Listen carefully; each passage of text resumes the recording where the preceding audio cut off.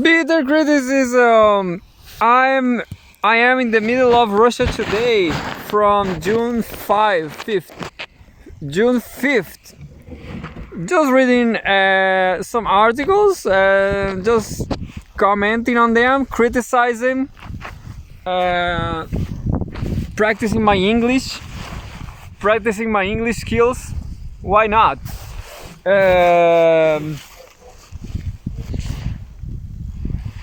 And well, where is it? So here we go.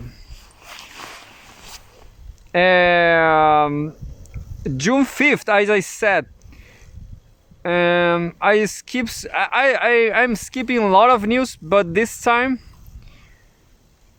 June 5th, China says its Ukraine peace plan is winning support. So the plan is from China. Beijing has snubbed Kiev's invitation to the peace summit in Switzerland. We have a file photo from the foreign minister Wang Yi, who looks like a baby boy. I'm sorry, Chinese people, but yeah, maybe I'm too stupid. Anyway, yeah, beautiful baby boy. I'm sorry. The roadmap for settling the conflict between Russia and proposed by China and Brazil has already been supported by 24 countries. 24 countries is 12. So proposed by China and Brazil. The roadmap for settling the conflict between Russia and Ukraine. Well,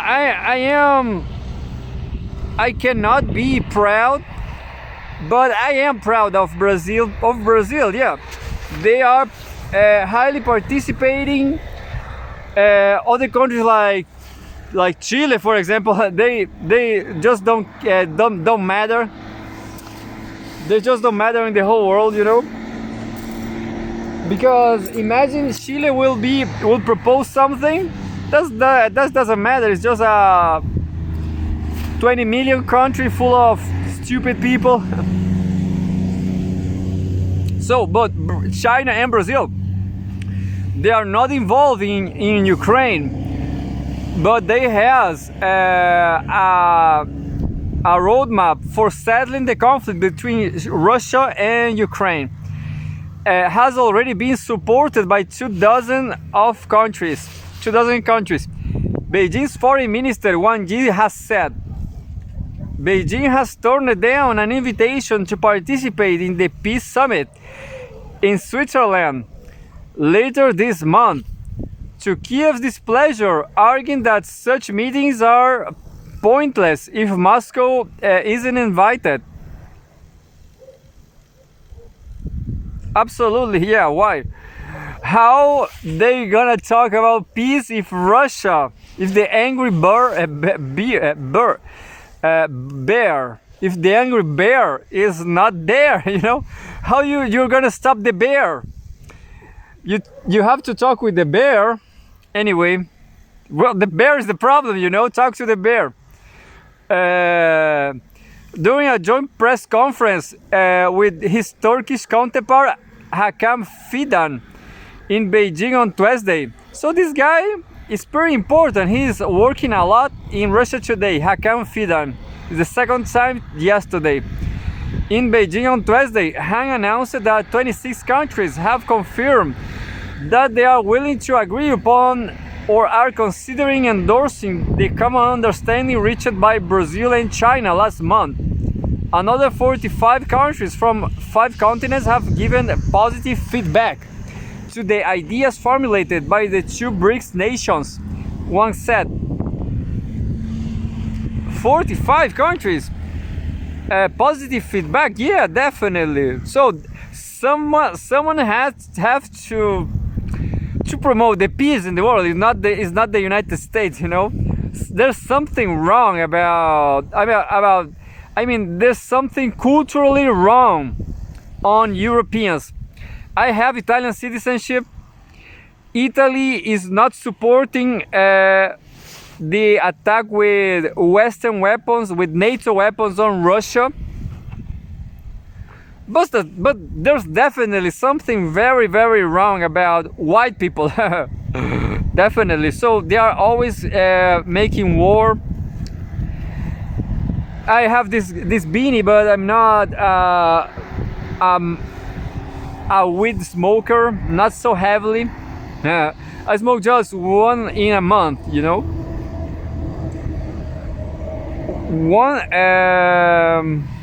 Another 45 countries from five continents have given positive feedback to the ideas formulated by the two BRICS nations.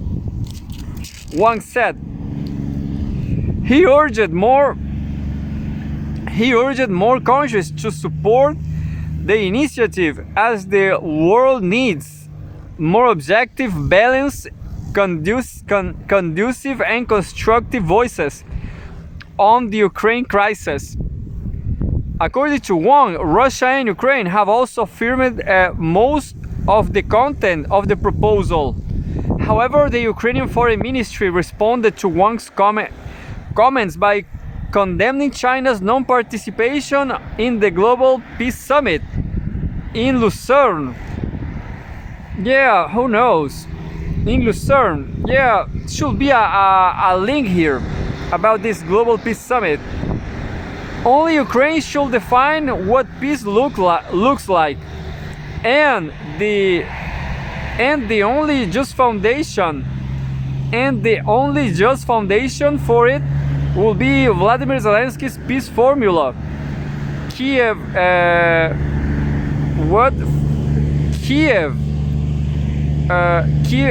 instead. Yeah, peace formula Kiev instead. What? Yeah. So I'm gonna read it again. Only Ukraine should define what peace looks like, and the only just foundation for it will be Vladimir Zelensky's peace formula. Kiev insisted. Yeah, insisted. The proposal formulated by China and Brazil last month includes three principles for de-escalating hostilities in Ukraine, including no expansion of the battlefield, no escalation of fighting, and no provocation by any party. It singled out diplomacy as the only way to settle the conflict, urging an international peace conference to be staged that will be recognized by both Russia and Ukraine. Yeah, but you know, it's pretty hard. It's a conflict. So Ukraine should be fighting to try to recover 100% of its territory. That looks very hard to achieve. And that's it. Will Ukraine kill more Ukrainians? That's the question. Will Ukraine keep losing Ukrainians? Will Russia invade the rest of Europe? I don't think so. The last one is I don't think so. But I'm just nobody, you know. I have no audience. Just talking alone, just thinking alone in English. That's it. The Chinese government believes that conditions are not yet ready for peace talks between Russia and Ukraine. Wang said on Tuesday. Russia's President Vladimir Putin reiterated last month that he was ready to look for a diplomatic solution, but added that holding any talks without Moscow, as the Swiss summit intends to do, was nonsense. Yeah, so great news. Yeah, great article. Another news from June 5th. Palestinian fired over Gaza censorship sues Meta, Reuters. Feraz Hamad has accused Mark Zuckerberg's company of bias and discrimination. Pedestrian walks in front of a new logo and the name Meta on the sign in front of Facebook headquarters. It's just the photograph, you know. I guess this is all decadence, you know. I guess Meta is in decadence also. A former engineer has accused Meta, the parent company of Facebook, Instagram, and WhatsApp, of being biased against Palestinians, according to Reuters. Faraz Hamad filed a lawsuit in California on Tuesday, alleging discrimination and wrongful termination. He had been an engineer on Meta's machine learning team from 2021 until February. Meta was deleting internal employee messages by Palestinian Americans that mentioned the deaths of their relatives in Gaza and investigated their use of Palestinian flags emojis, Hamad alleged. By contrast, no such investigations were launched into employees using Israeli or Ukrainian flags, he said. According to Hamad, he was fired after pointing out irregularities with an emergency procedure of handling side events, SEV, when it resulted in restrictions on Instagram posts by Palestinian personalities. In one case, he said, in the complaint, a short video by photojournalist Motaz Asaiza showed a destroyed building in Gaza, but Meta had labeled it as pornographic. It's not completely wrong, because pornography is just like exciting, you know. So maybe it's exciting. Yeah, definitely, it should be exciting. So the world is in a situation that everything is true. You know, you cannot censor, because yeah, this is exciting. People get excited, people get emotional about Gaza. But this is a very, very interesting news, because I'm not sure if Russia Today is on Facebook, is still in Facebook. They were in Facebook after they cancel on YouTube. I'm not sure now, but yeah. So this is heavy censorship. If you use Facebook to communicate something, well, Facebook is a disgrace, you know. I'm always banned from groups and stuff just by saying provoking Chileans, you know. That's my problem. I'm always provoking Chileans, because Chileans, they are super ultra controlled culturally by the US. That's the truth. Chile is like Philippines. That's the sad truth about this country. When Hamad attempted to resolve that case, Meta told him he was violating the policy barring employees from dealing with the accounts of people they knew personally. Yeah, that's normal. Although Hamad insists he is not personally acquainted with Asaiza. The former engineer had handled SEV cases related to Gaza, Israel, and Ukraine before, and obtained confirmation in writing that this was part of his job description. He filed an internal discrimination complaint in January, but was fired a few days later. Meta did not immediately respond to a Reuters request for comment. Mark Zuckerberg's social media behemoth has been widely criticized by human rights groups over its censorship of content related to Israeli-Palestinian conflict, especially suppressing the Palestinian viewpoint. Almost 200 employees have raised concerns about the matter in an open letter to Zuckerberg and other executives earlier this year. But you know, Zuckerberg is just a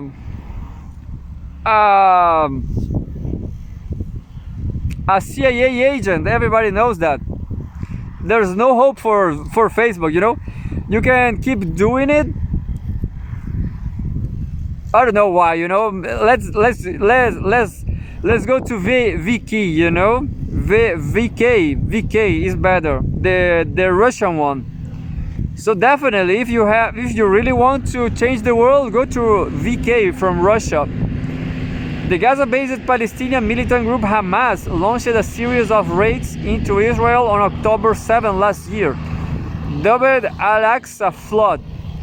An estimated 1,200 Israelis were killed in the attacks, while another 250 were taken captive. Israel responded with a military offensive that has claimed the lives of 36,000 Palestinians and devastated much of the enclave's infrastructure. I guess is not paying off, you know. This is 36 times higher. So Palestinian casualties are 36 times higher. So, you know, all this thing, you better go communist. Why not, you know? If you want to change the world, it's kind of harder, you know. Social science is super hard because nobody agrees on communism. Not everybody is communist, and not everybody is liberal, you know. So before the conflicts, it's impossible to agree in anything, you know. That's the worst thing about being human, I guess. You cannot prevent conflicts. It will be great to do it, but it's so hard. Anyway, June 5th, 2024, home Russia and former Soviet Union. China won't accept US blackmail Kremlin.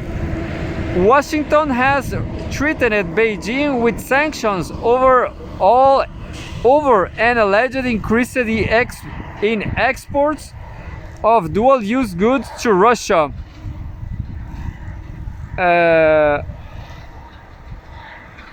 This is nice. This is the kind of news I always read because it's about economy, and it's about no, it's not about economy. It's about, well, geopolitics. You know, war. China won't accept U.S. blackmail Kremlin. Washington has threatened Beijing with sanctions over an alleged increase in exports of dual-use goods to Russia. But it is about economy too, you know. It's about trade, business. I prefer to call it economy. But anyway, the US fails to realize that blackmail and threats are unacceptable when dealing with a large sovereign and powerful country such as China, Kremlin spokesperson Dmitry Peskov said on Wednesday. Peskov was commenting after US Treasury Secretary Janet Yellen threatened Beijing with sanctions earlier this week, claiming that Washington will not tolerate increased exports of dual-use goods from China to Russia, which are allegedly aiding Moscow's military production. We are well aware that our Chinese partners do not accept such language, do not accept such messages and such threats, such blackmail, Peskov told reporters. Washington has accused China of supplying Russia with technology for its defense sector, claiming this is crucial for Moscow in the conflict with Ukraine. Yellen stated that the US Treasury was concerned after allegedly seeing an increase in Chinese exports of dual-use goods. Quote, I have been extremely clear at the highest level of the Chinese government that this is something we will not tolerate and that we intend to sanction this activity, she stated. We have a photograph from Putin and Xi Jinping, look. So they are really partners, you know. As Pepe Escobar said, I don't remember now, but they have a special, I don't remember what, special relation, Tommy, isn't it? Tommy is cold, but it's not that cold. China's economic power is such that even the United States can hardly afford to speak in such tone, Peskov said, adding that Moscow stood in solidarity with Beijing. Perhaps not everyone in the US leadership currently understands this, but over time they will, the Russian presidential spokesperson argued. US authorities have sanctioned dozens of Chinese businesses, accusing them of selling goods and components to Russia, including navigation devices and machine tools that can be used for both civilian and military purposes. Both Moscow and Beijing have rejected the allegations, and the Kremlin has stressed that it has never asked China for such assistance. Russia and China have sharply boosted bilateral trade since the start of the Ukraine conflict in 2022. Last year, mutual trade turnover hit $240 billion.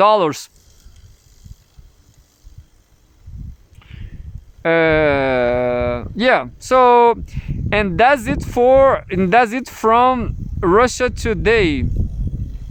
Now we have, you know how I know the difference, because Russia Today type font doesn't have a serif, and the Chinese do. So China's is serif, has serif, type font. China's political advisor meet on high-level socialist market economy. Politics, June 5th, 2024, Cgtn. The 7th meeting of the Standing Committee of the 24th International Committee of the Chinese People's Political Consultative Conference, CPPCC, China's top political advisory body, opened in Beijing on Tuesday, focusing on building a high-level socialist market economy system. Wang Huning, a member of the Standing Committee of the Political Bureau of the Communist Party of China, CPC Central Committee, and chairman of the CPPCC National Committee, presided over the opening meeting.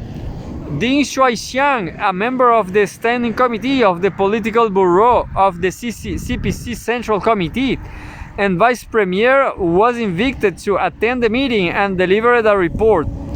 Wang called on the national political advisors to carry out in-depth consultations and put forward suggestions on building a high-level socialist market economy system and contribute wisdom and strength to advancing the great rejuvenation of the Chinese nation on all fronts through Chinese modernization.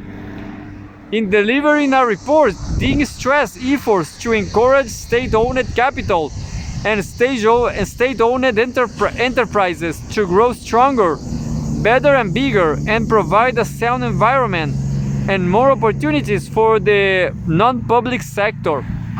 It is important to speed up the development of a unified national market, improve fundamental market economic systems such as property rights protection, market access, fair competition, and social credit, and build a high-standard market system, he said.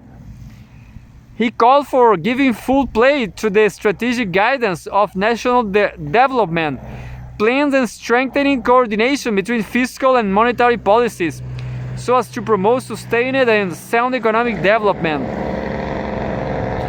We will take more initiative to align with high-standard international economic and trade rules, steadily expand institutional opening up, and foster new advantages in global economic cooperation and competition, he said. The political advisors listened to reports on a number of topics, including the transformation and upgrading of traditional manufacturing industries, the construction of water conservancy infrastructure for better production capacity in agriculture, and green and low carbon transformation of industries. The meeting will last for 2.5 days, The political advisors will conduct group discussions on 7 topics. Sources: Xinhua News Agency. So that's it. Yeah, I'm gonna keep reading fast to try to finish tomorrow. Cgtn: how will Prime Minister Modi lead India after winning third term? World, June 5th.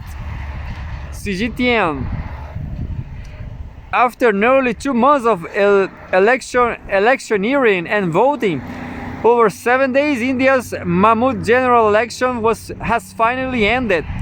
With all the votes counted, the National Democratic Alliance (NDA), led by Prime Minister Narendra Modi's Bharatiya Janata Party (BJP), won a majority in the 543-seat lower house of parliament. It's not too much, for Brazil. They have almost this number, kind of 513, but India is 10 times bigger than Brazil. India should have a 1,000 parliament, 1,000 deputy parliament, I guess. Modi, 73 years old, who first swept to power in 2014 by promising growth and change, became only the second prime minister after Jawaharlal Nehru to win 3 straight terms. Though Modi's BJP remains the largest party, having won 240 seats, it lost more than 60 seats compared with the 2019 election, 303 seats, a far weaker result than he had predicted.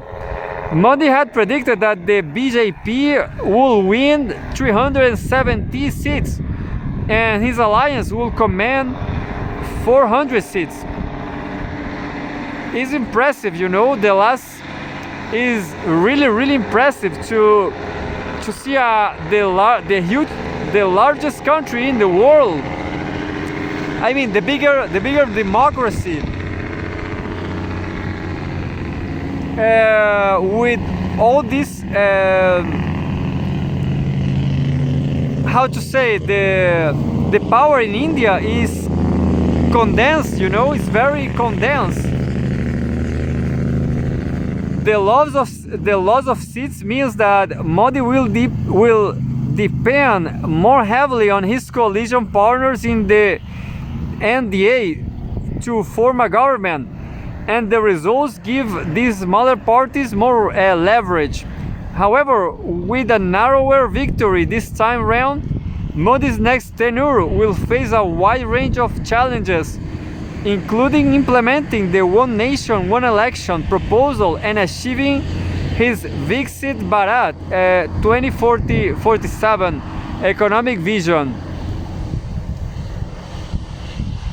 Modi's challenges: One Nation, One Election proposed by Modi's party recommends elections to India state assemblies and national parliament happen at the same time every 5 years.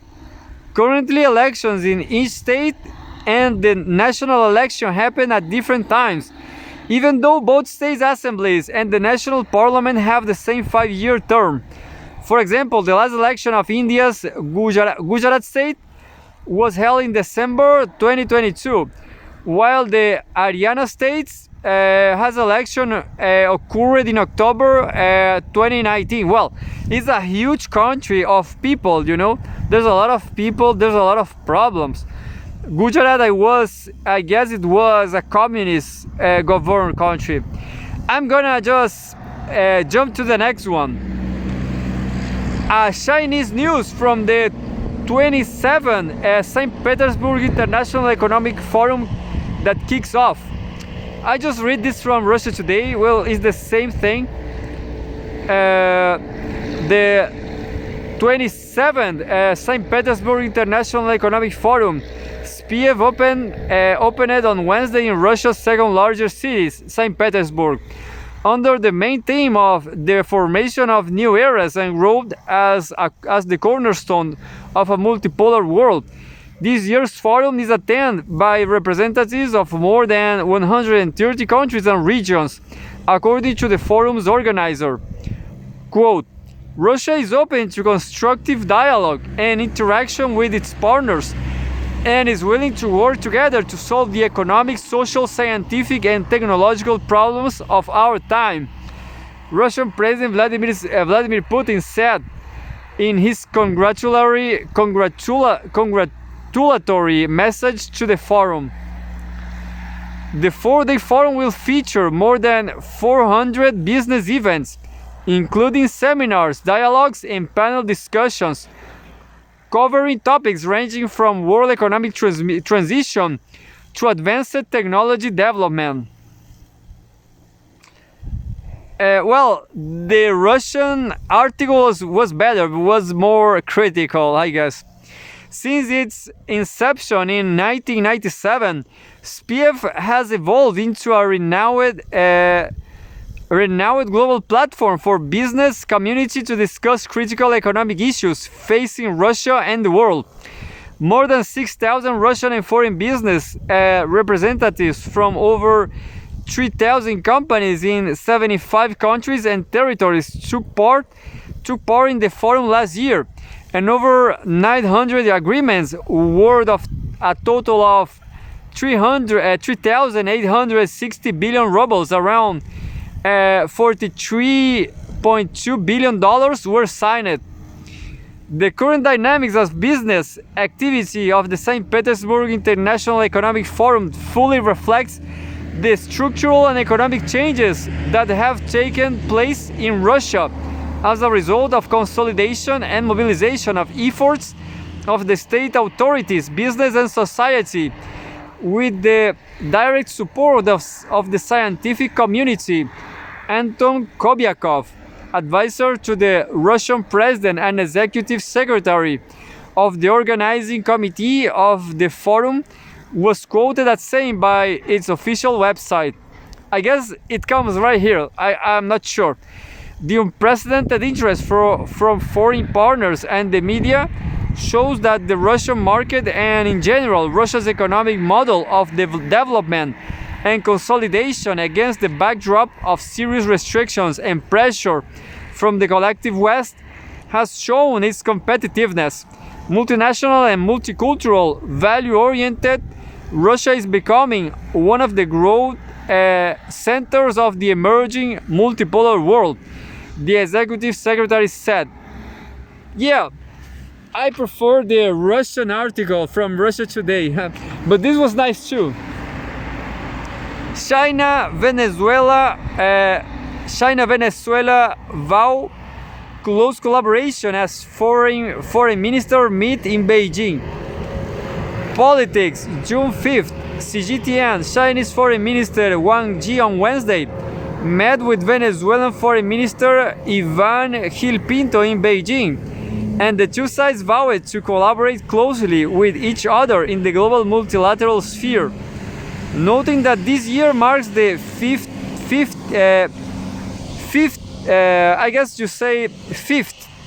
anniversary of the establishment of diplomatic relations between the two countries. Wang, also a member of the Political Bureau of the Communist Party of China, CPC, Central Committee, called on both sides to make strategic plans with a forward-looking perspective to inject new connotations into the two countries' all-weather strategic partnership.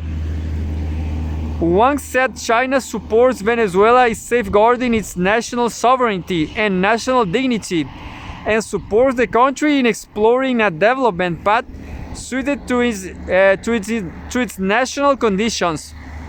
China is ready to work with Venezuela to further expand bilateral trade and areas of cooperation and help Venezuela accelerate its industrialization process and economic diversification, said Wang. he called on China and Venezuela as important members of the global South to collaborate closely in the global multilateral sphere and jointly respond to global challenges. As Latin America and Caribbean countries are an important part of the global South, he said that China hopes Latin America countries will uphold unity, cooperation, and independence, adding that China will continue to be a reliable partner in achieving development and prosperity. For his part, Hill said that Venezuelan side firmly adheres to the One China principle and supports China on issues concerning China's core interests, such as national sovereignty and territorial integrity. I will just make a comment about the U.S. imperialism on South America. Everybody is saying that it will be hard. It will be even hard for us here in Chile, Venezuela, and so on, Brazil. Speaking highly of China's upholding fairness and justice in international affairs, he said Venezuela is willing to work with China to maintain close communication and collaboration and promote the continuous development of Latin America-China relations. Gill also called on both sides to jointly oppose hegemony and illegal unilateral sanctions and defend the common interests, fairness, and justice of the global South.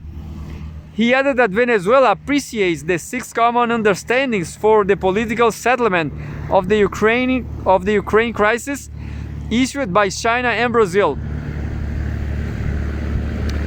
Let's just see the time. I'm gonna try to read it all, but I'm not will be able. So tomorrow in the bus I will finish this. Iraq Prime Minister Syria's Assad discussed security coordination, Iraqi media says. World, June 5th. Cgtn. Iraqi, this is a short one, but it's very interesting because Iraq will be free, finally. 25 years later, Iraq will be free. Because the United States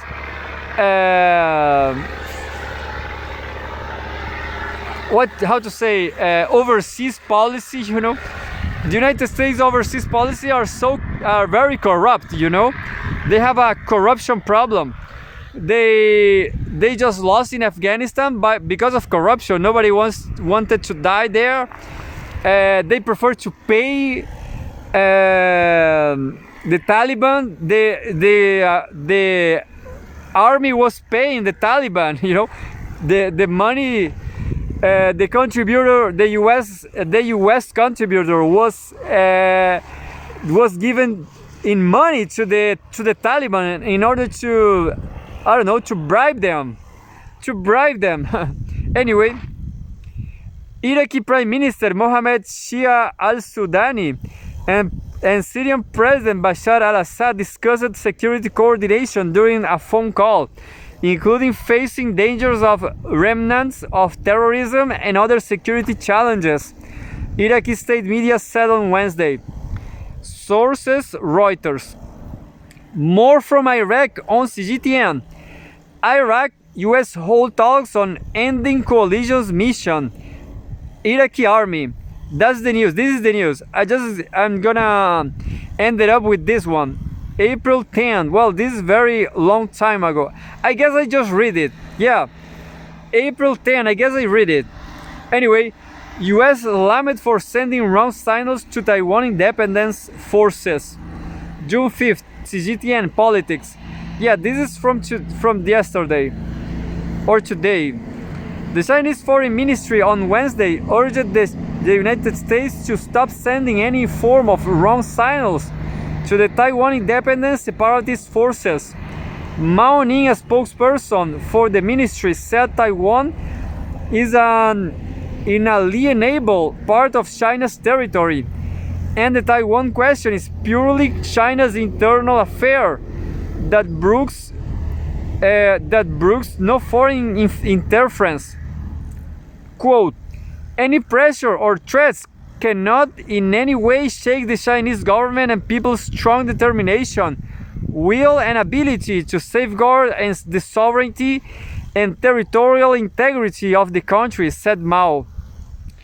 She said the real status quo of the Taiwan Straits is that both sides belong to China, that Taiwan is an inalienable part of China's territory, and that how to resolve the Taiwan question is a matter for the Chinese people. The spokesperson urged the U.S. side to recognize the nature of the Taiwan independent separatist forces and their ambitions to and abide by the One China principle and the three China-U.S. joint communiques. The U.S. should also honor its commitment not to support Taiwan independence, stop arming Taiwan, and stop sending any wrong signals to the Taiwan independence separatist forces in any form, she added. And well, I have 7 minutes ahead. I'm well on time. 9 trackers dead due to bad weather in India. 3 remain missing. I guess I have so much time tomorrow.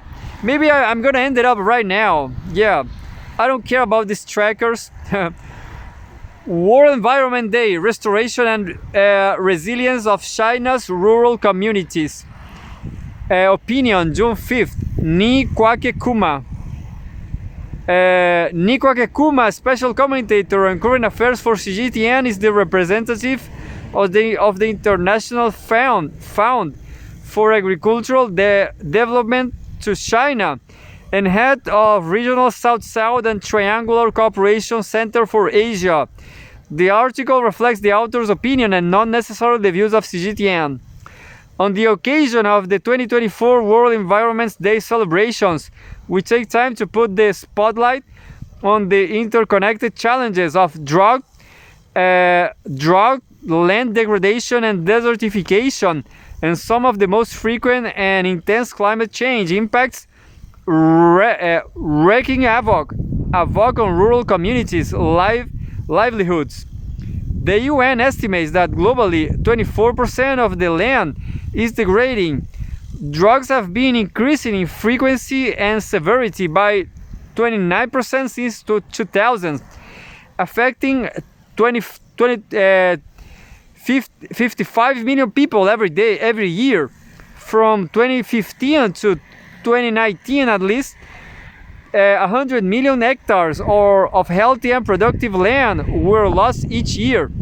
In China, climate change has taken a severe toll on its rich landscape. The loss of farmland is threatening China's smallholder farmers to rely heavily on agriculture as a major source of income. I guess I'm gonna skip this news too. I'm gonna read the headlines of the Al Jazeera. Why India's election results bring hope even in defeat. Opinion. That was about an opinion from Al Jazeera on India. Yeah, I'm not gonna read, I guess, because I don't want to make another video. If we are to lower food prices and support farmers, we need to restore land. Land restoration is the key to a well-functioning food system, healthier nature, and stable climate. Inger Andersen. She looks like a Swede. I guess I'm gonna read this just because she's sweet. Maybe she's single. Who cares? Who knows? Economy, AI, healthcare revolution already underway, Nvidia says. Yeah, I'm gonna keep reading Nvidia stuff. So yeah, tomorrow I will keep reading. It will be my last one. You know, all the problem was earlier this day I pressed the wrong button. I pressed the wrong button and I missed all the. I guess it was a 25-minute video. So imagine all that minutes. It will be a a fully 47 minutes video. So that's why I am going to have to do 4 ones. Craziness, isn't it? Crazy 4 videos a day. Anyway, this is a channel where I read news from Russia Today because it was censored. I'm against censorship. I am against the West in general. I was watching this movie, 20th Century Fox. I guess it was too childish. It was a